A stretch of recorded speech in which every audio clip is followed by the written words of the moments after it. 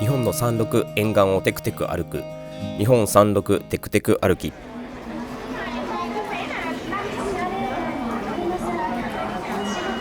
JR 東京駅に来ています。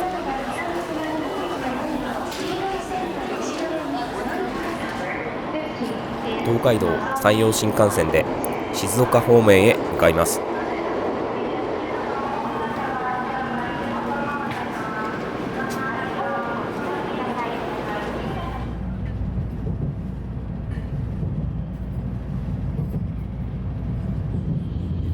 本日の最終目的地は静岡県の奥座敷須又峡温泉。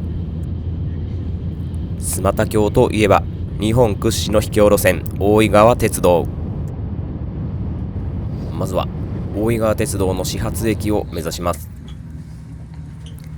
静岡駅で下車、浜松行きの列車に乗り換えます。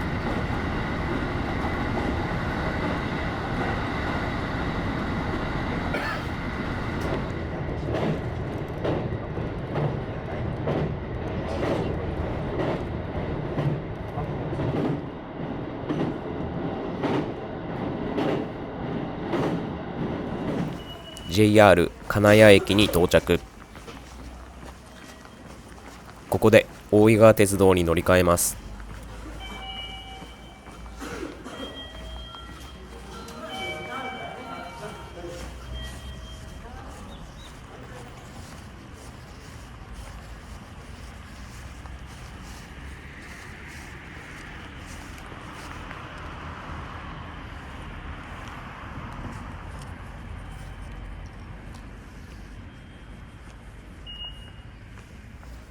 駅の右手に見えました。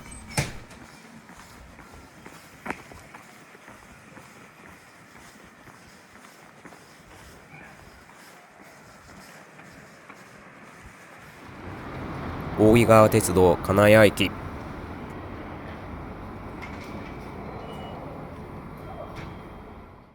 大井川鉄道の開業は1927年。車両は元南海電鉄で独特の色合いです。車両の内装にも趣がありました。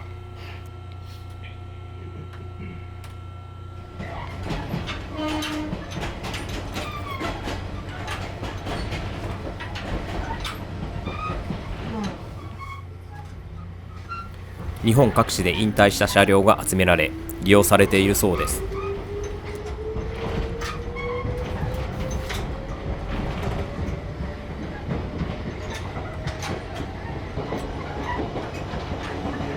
大井川鉄道は大井川に沿って上流まで走ります。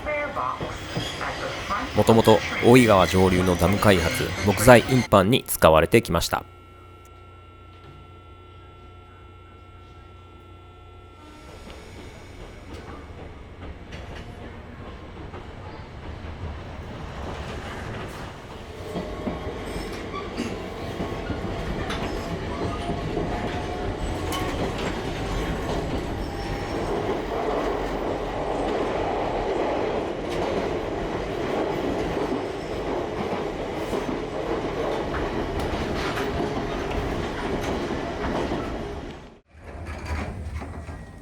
家山駅に到着しました。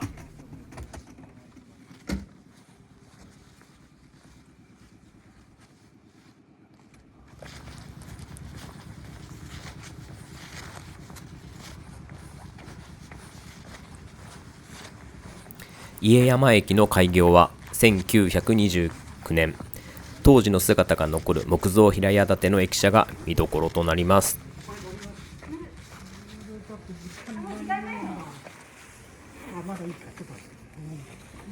ごめんなさい、すごいわがままで。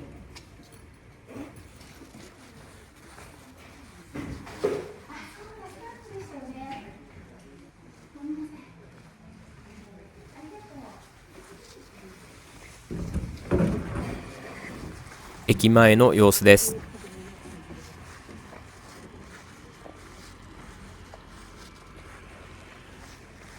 ここで普通区間の代替バスに乗り換えます。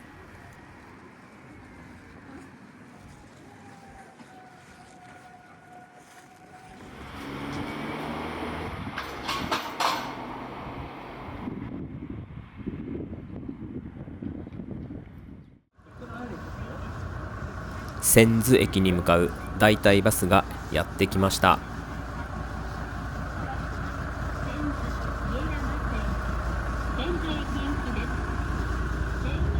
千頭駅まではおよそ50分くらい。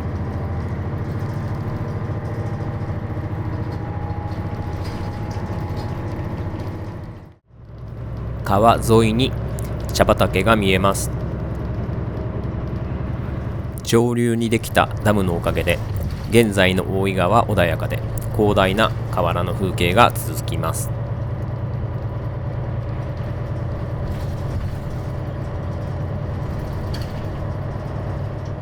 江戸時代は幕府の戦略上大井川に橋は架けられず、雨で水位が上がると旅人は何日も足止めを食らったそうです。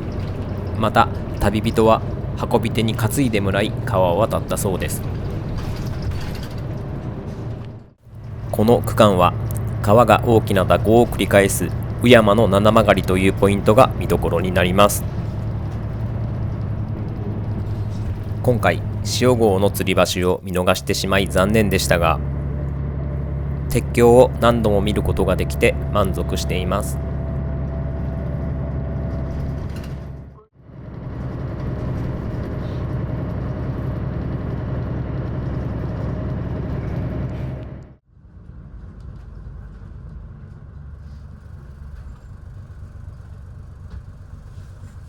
千頭駅に到着しました。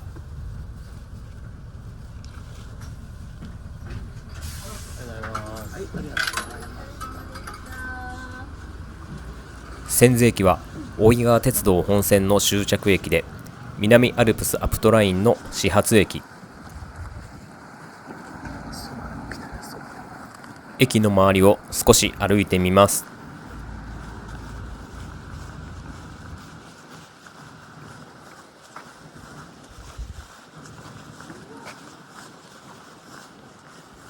この日はお店はどこもお休みのようでした。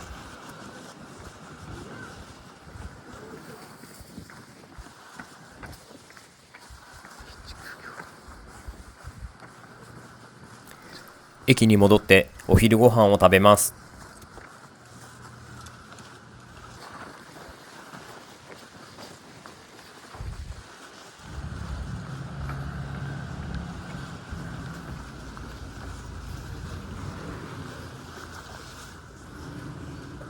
駅の蕎麦屋さんが開いていました。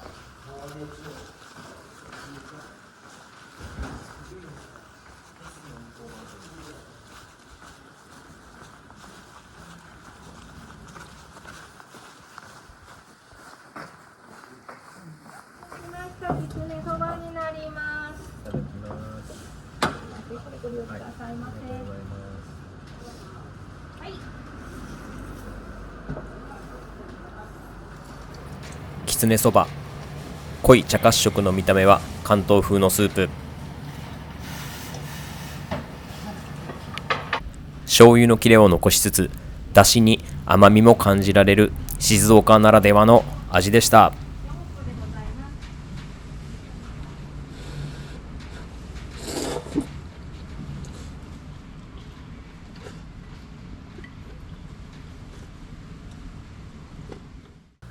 せっかくここまで来ましたので、南アルプスアプトラインに乗車して秘境駅として有名な奥大井湖上駅に行ってみます。利用者のほとんどは観光目的の方だと思います。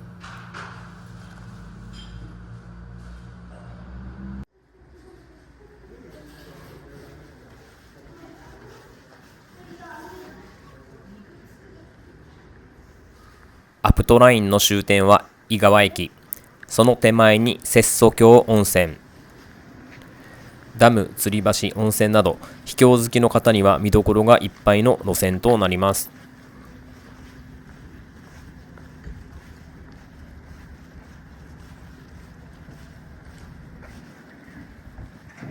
アップトラインの車両が並んでいました。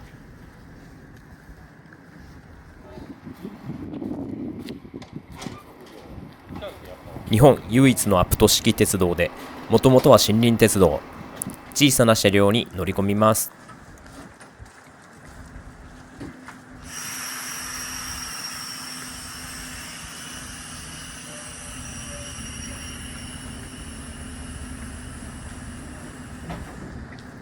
おもちゃのような可愛らしい車両です。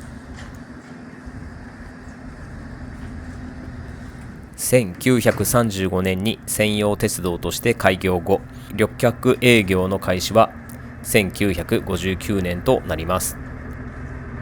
長島ダム建設に伴うルート変更のため、急勾配を登るため、現在のアプト式に変更されました。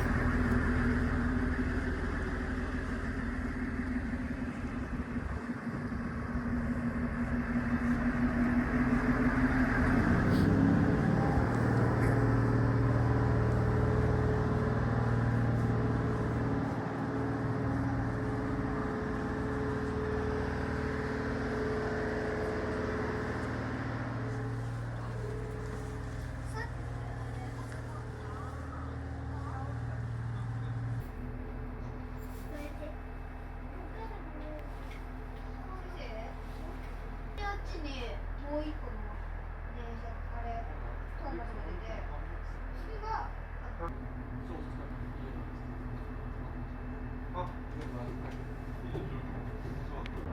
ヒロとジェームスが並んでいました。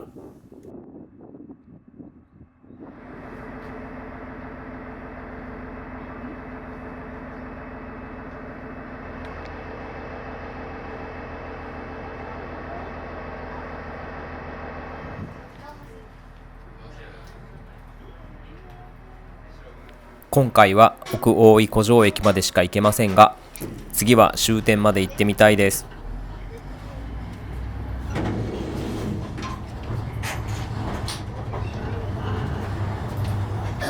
お待たせいたしました。ご乗車いただきましてありがとうございます。この列車は摂津峡線行きです。次は川根奥川根目奥です。この先川根奥川間時速にしておよそ25キロ程度、自転車くらいのスピードでゆっくり登ります。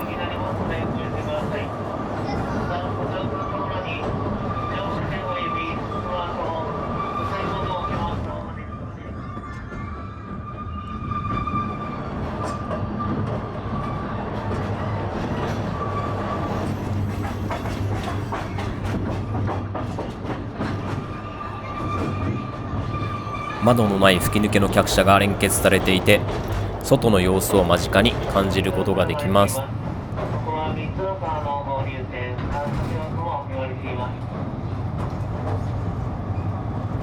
大井川に架かるたくさんの鉄橋を渡って進みます。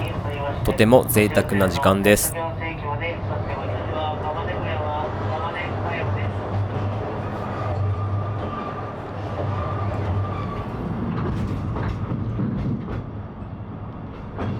水面のエメラルドグリーンが垣間見えます。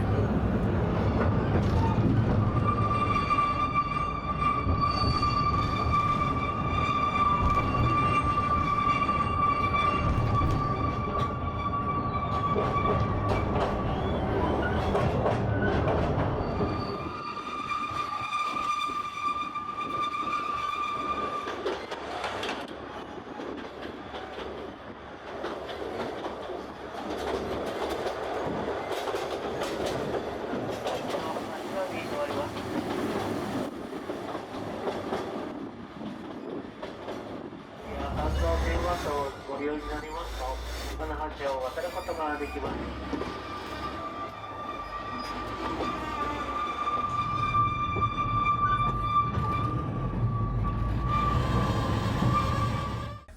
アプト市代駅で停車します。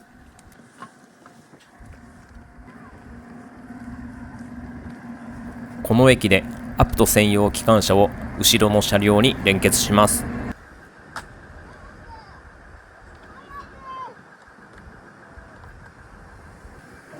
大きな機関車が現れました。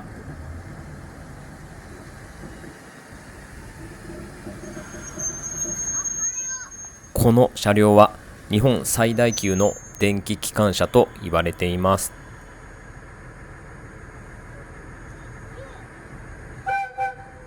車両の床下にある歯車がレール側のギザギザと噛み合い、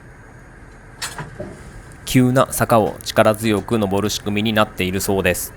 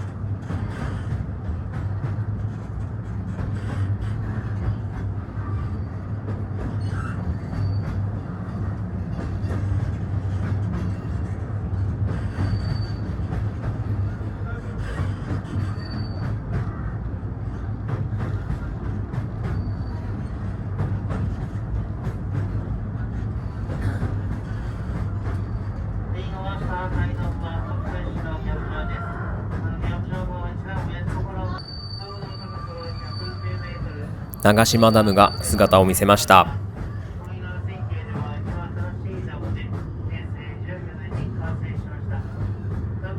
長島ダムは結構最近になりますが、2002年に竣工されました。高さは109メートルと約2700基ある日本のダムのうち60番目くらい。何より車窓から全景を眺められるのが最大の特徴です。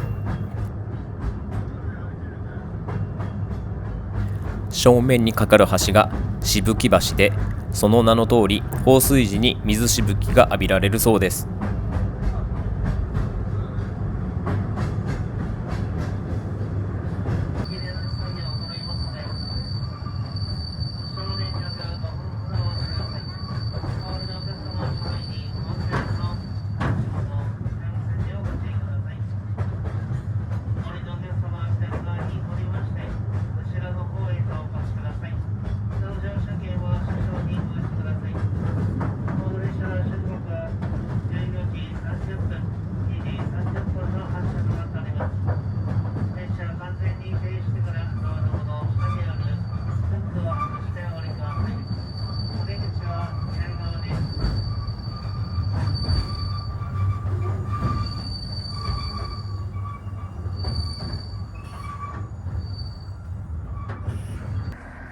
長島ダム駅で機関車の連結が外されます。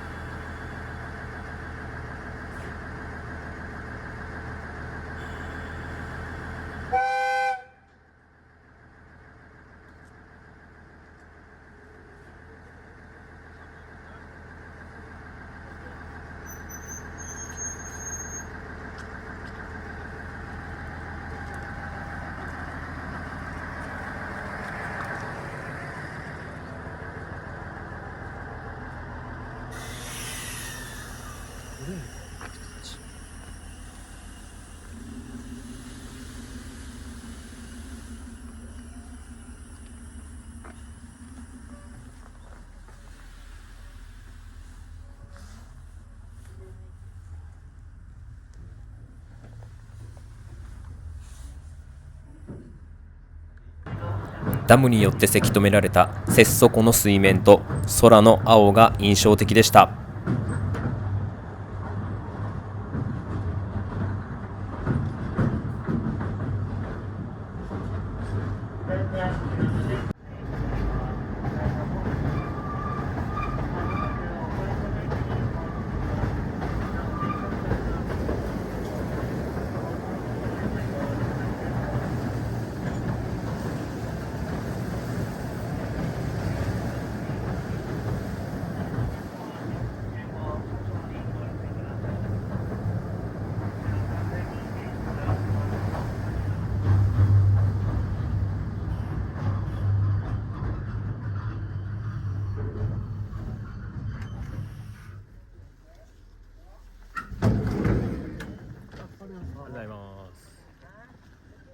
奥大井湖上駅に到着しました。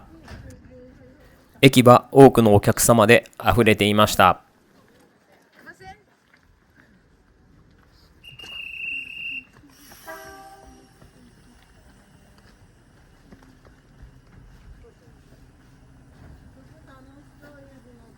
この駅から奥出泉駅まで徒歩で戻り、須又峡温泉行きのバスに乗ります。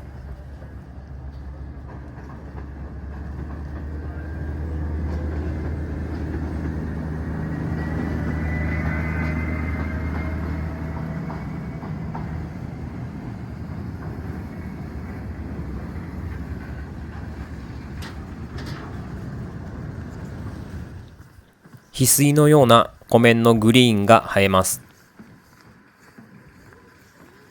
少し難しいですが、大井川上流の水に含まれた粒子と太陽光との反射の影響などで、このような美しい緑色の水面に見えるそうです。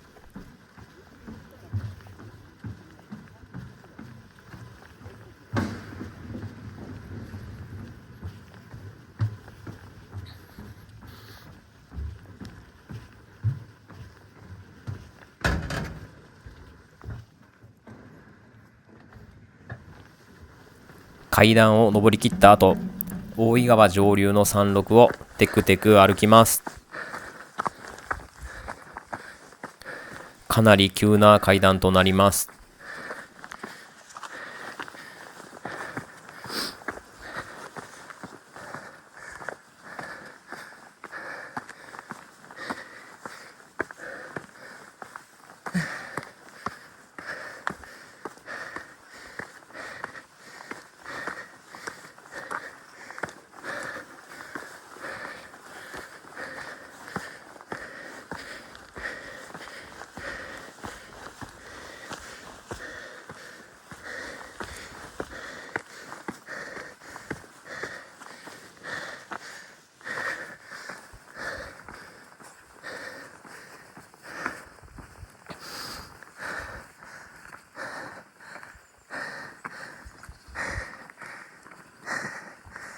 よく見る奥大井湖上駅の前景です。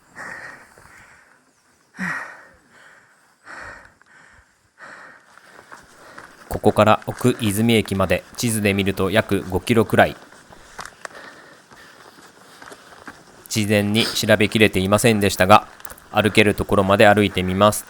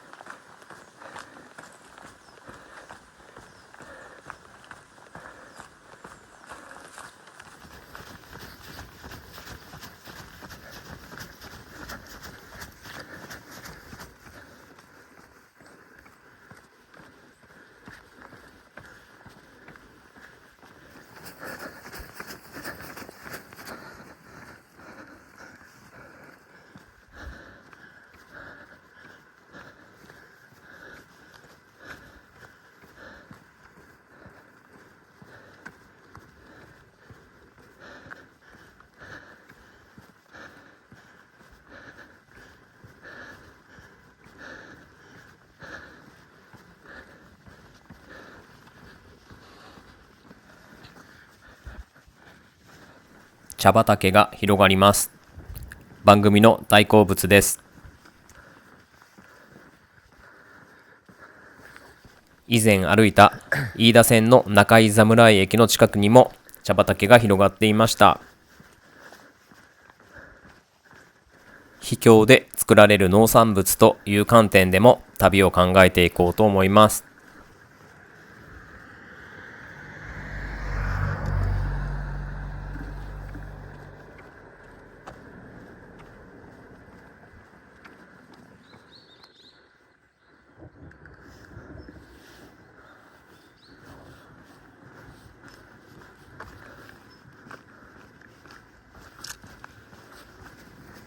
長島ダムに戻ってきました。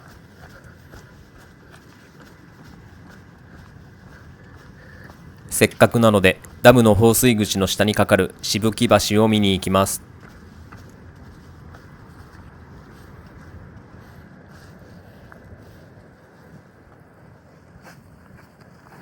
階段とスロープを歩いてかなりの距離を下っていきます。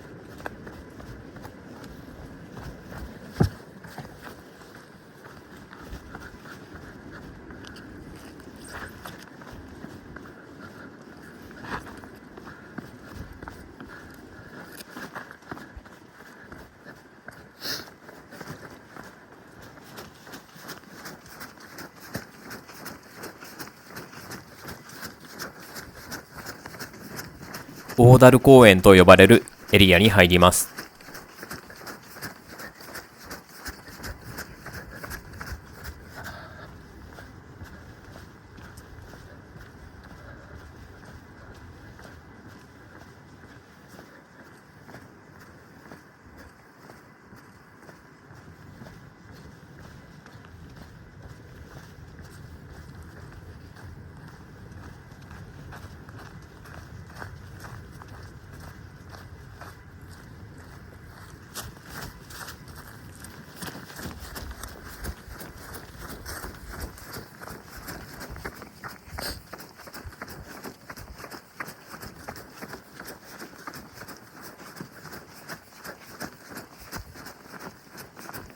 しぶき橋はまさかの通行禁止でした。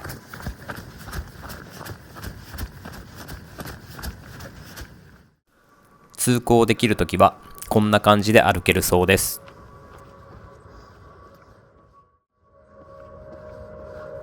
長島ダムを横切って上の道まで戻ってきました。奥泉駅まで大井川に沿って歩きます。チャンネルの定番となった林道に入ります。杉の林です。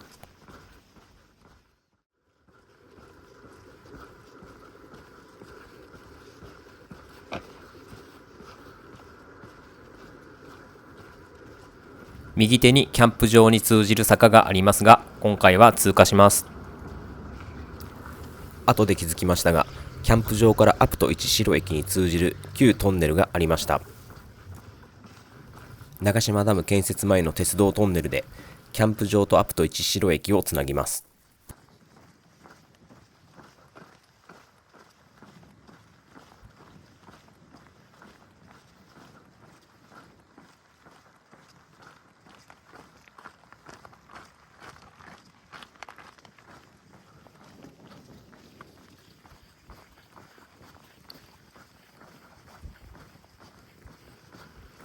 アプト一城駅が見えてきました。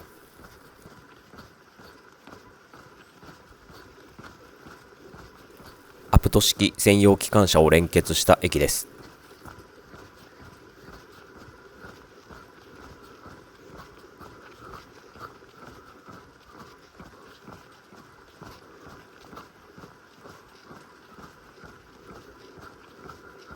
おお、駅だ。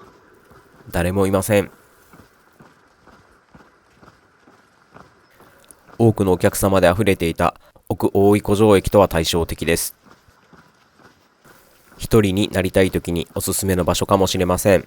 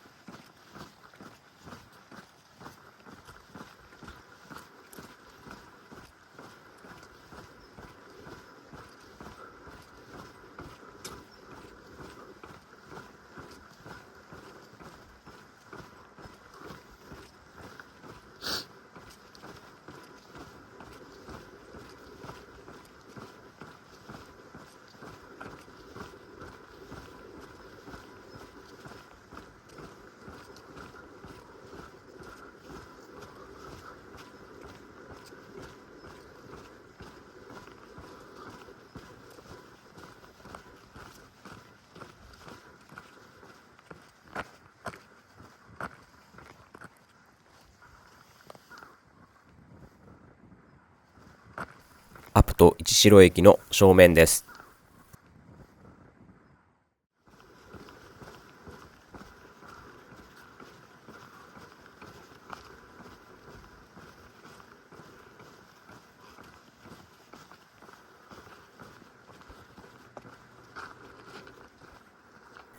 ここを左に曲がりますと、さっきのトンネルがあります。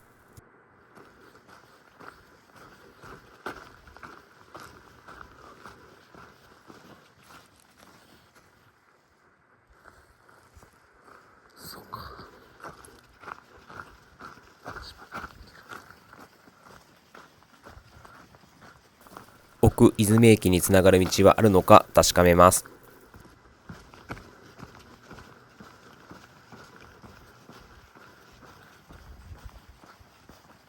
橋の先に発電所がありました。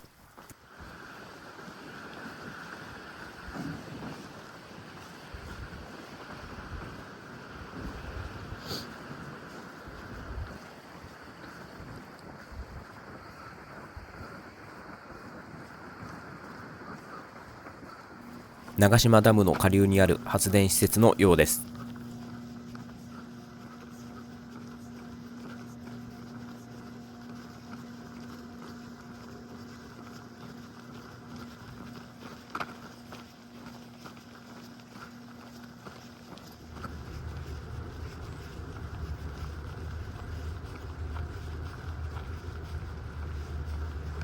この先は行き止まりになっていたようなので引き返します。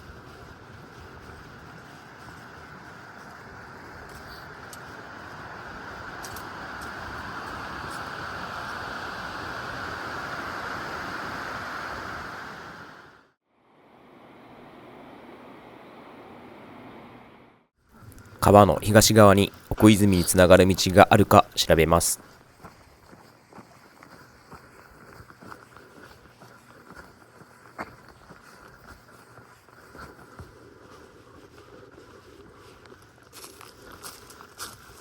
階段と石垣があるので期待が高まります。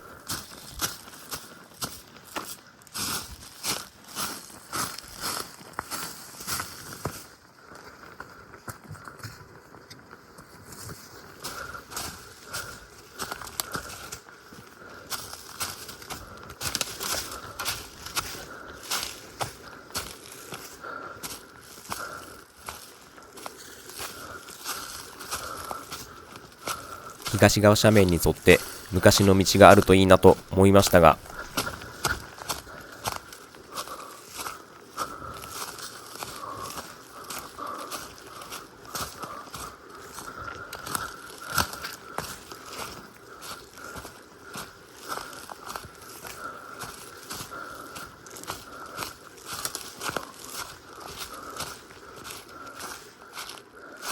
残念ながら行き止まりでした。ちょっと歩くことはできません。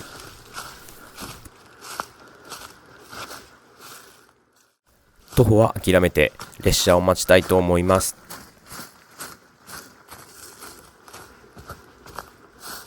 終電に遅れたら暗い山中を歩くことになりますので、アプトラインで訪れる際はご注意ください。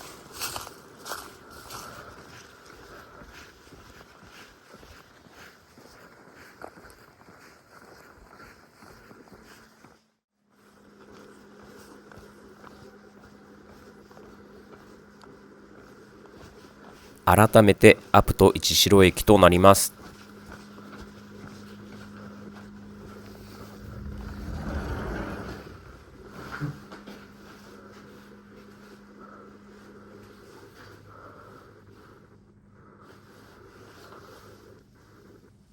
この時の時刻は16時10分過ぎ。上下線とも1日5本、千頭駅に向かう終電は16時23分。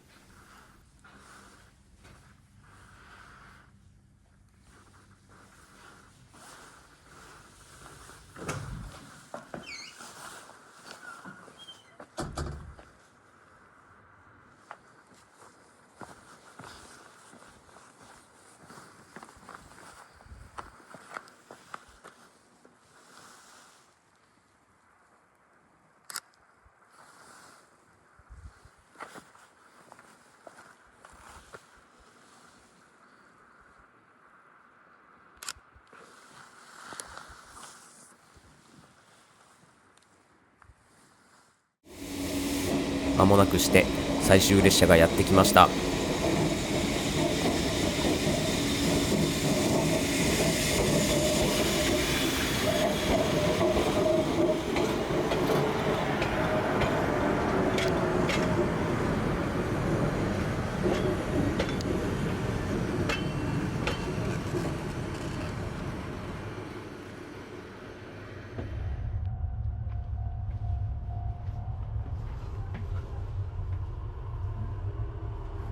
JR 金谷駅から大井川鉄道と代替バスに乗って奥大井湖上駅まで行きました。そこから長島ダムアプト市代駅まで歩いてきました。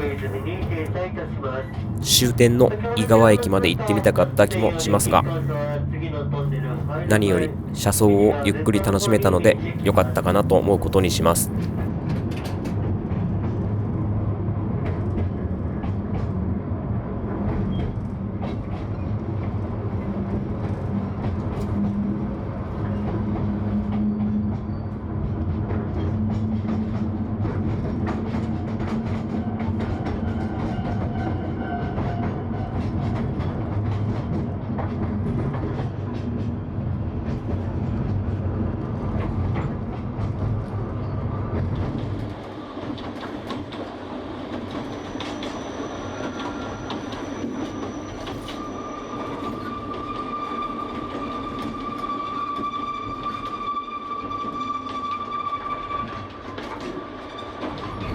無理をしたら川の左岸を歩けたかなとか、いろいろ考えが浮かんできます。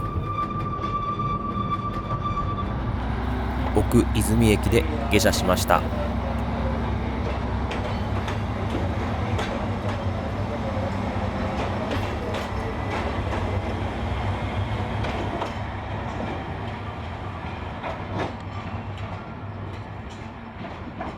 すみません。はい、向こうです。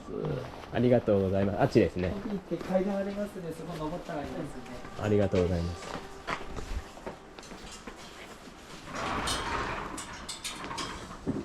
沼田京行きのバスは17時30分が最終となります。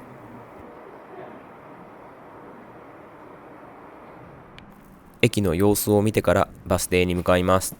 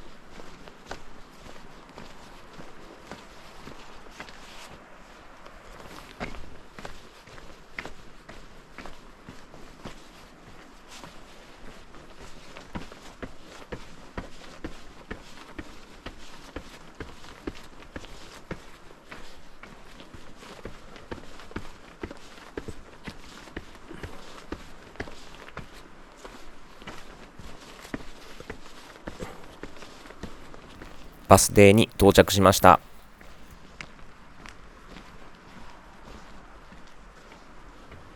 大変申し訳ありません。前編はここまでとなります。後編では須磨田峡温泉を歩いた様子をお伝えします。